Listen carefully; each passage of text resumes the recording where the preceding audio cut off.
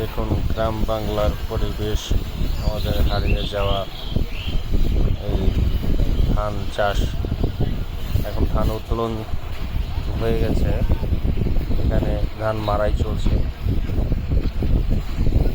এখান থেকে খড় কুটা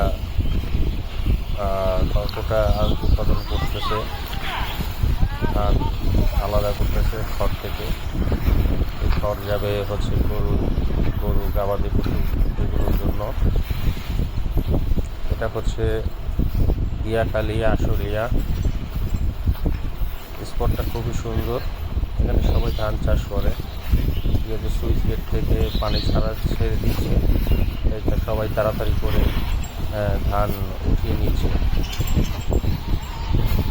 সবাই আসবেন এখানে বেড়াতে। ধন্যবাদ সবাইকে।